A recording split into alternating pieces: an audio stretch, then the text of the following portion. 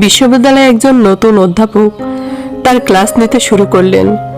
যে মুহূর্তে তিনি পড়ানোর জন্য ব্ল্যাকবোর্ডের দিকে ঝুঁকলেন, সেই সময় ছাত্রের মধ্যে কেউ একজন হঠাৎ করে সিনেমা হলের মতো জোরে শীষ বাজালো।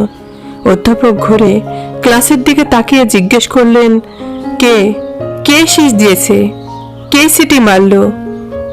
কেউ উত্তর দিল না। সবাই চুপ। সবাই এমন ভাব করেছে যেন কেউ কিছু শোনেনি বা দেখেনি। অধ্যাপক শান্তভাবে চকটি টেবিলে রেখে বললেন, আজ আর লেকচার দেব না, তবে আমার জীবনে ঘটে যাওয়া একটি গল্প শোনাবো তোমাদের। সবাই আগ্রহী হয়ে নড়েচড়ে বসল। অধ্যাপক গল্প শুরু করলেন। গতকাল রাতে আমি ঘুমানোর জন্য খুব চেষ্টা করছিলাম, কিন্তু ঘুম আমার চোখ থেকে কয়েক মাইল দূরে আছে মনে হলো।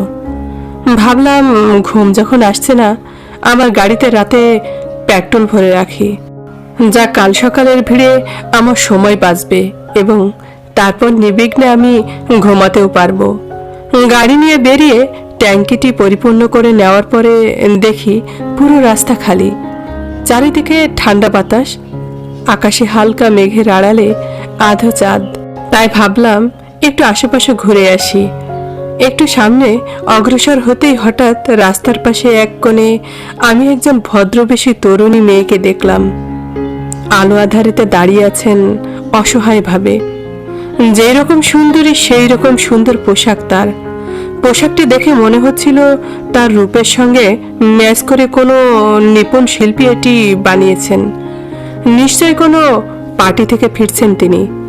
আমি চোখ ফেরাতে পারছিলাম না। প্রথম নজরেই প্রেমে পড়ে গেলাম। সৌজন্যতা বোধ হারিয়ে আমি আমার গাড়িটি ঘুরিয়ে তার পাশে থামাই। গাড়ির কাছ নামিয়ে জিজ্ঞেস করলাম, আমি কি কোনো সাহায্য করতে পারি আপনাকে? যদি কোনো সাহায্য করতে পারি তবে বলুন। তরুণীটি হেসে উঠল সলজ্জভাবে। তার শুভ্র দন্তরাজির ঝিলিক দেখে মনে হলো যেন সন্ধ্যা তারা রাস্তার কোণ জুড়ে নেমে এসেছে।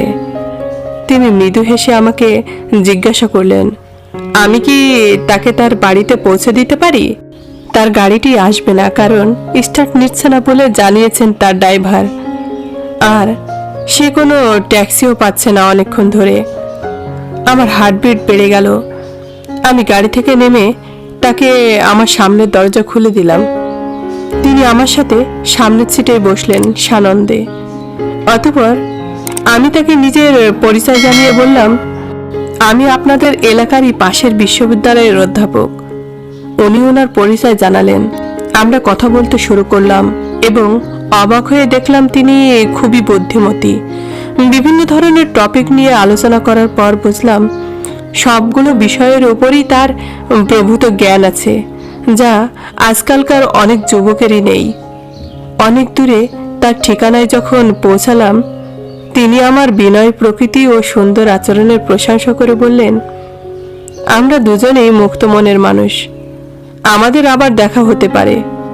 এবং লজ্জাবতী পাতার মতো গুটিয়ে না গিয়ে বলেই ফেললেন, আমার মতো একজন যুবক ছিল তার কল্পনায়। রাগঢাক না করেই জিজ্ঞেস করলেন, আপনি কি বিবাহিত? আমিও বুঝে ফেললাম তিনিও প্রথম দর্শনেই আমার প্রেমে পড়েছেন। আমি বললাম, আপনার অপরূপ সৌন্দর্যের কারণে প্রথমেই আমি গাড়ি ঘুরিয়েছিলাম। এরকম একজন রাজকন্যার স্বপ্ন আমি দেখতাম, যে দেখতে ঠিক আপনার মতো হবে, এবং আমি ভাবতাম তাকেই আমি বিয়ে করব। তারপর আপনার জ্ঞান, বুদ্ধি ও কথার গভীরতা শুনে আমি খোলাখুলি বলছি, ইতিমধ্যে আমিও আপনার গভীর প্রেমে পড়ে গেছি। মেয়েটি বলল, আসুন আমাদের অ্যাপার্টমেন্টে, চা খাবেন ও আরও কিছুক্ষণ গল্প করা যাবে। প্রেম যখন প্রকাশিত হয়ে গেছে দুই তরফে, তাহলে আর দ্বিধা রেখে লাভ কি? ওর বাসার ভেতরে চলে গেলাম।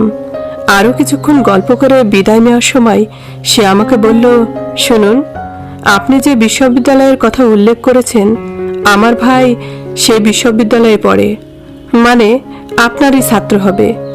যদিও সে এখন বাসায় নেই, আপনি ওর দিকে একটু খেয়াল রাখবেন যেন ঠিকমতো পড়াশোনা করে। এখন থেকে আমাদের মধ্যে যেহেতু একটি সুন্দর সম্পর্ক হয়ে গেছে, সেহেতু এটি আপনার দায়িত্ব হয়ে গেল। আমি বললাম, তোমার ভাইয়ের নাম কি? আমার নব্য প্রেমিকা বলল, আপনি আর আমি পরস্পরকে আমাদের প্রখর বুদ্ধিমত্তার কারণে স্বল্প সময়ে ভালোবেসে ফেলেছি।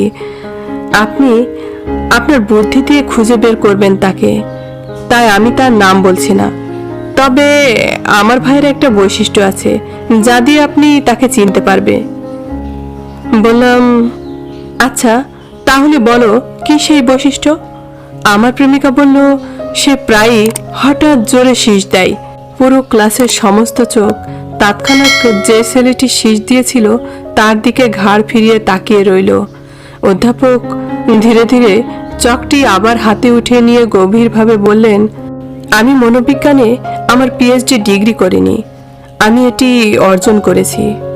মলথিম বিজ্ঞ অধ্যাপক একটি কাল্পনিক গল্পের মাধ্যমে ক্লাসে শীষ দেওয়া ছাত্রটিকে খুঁজে বের করলেন।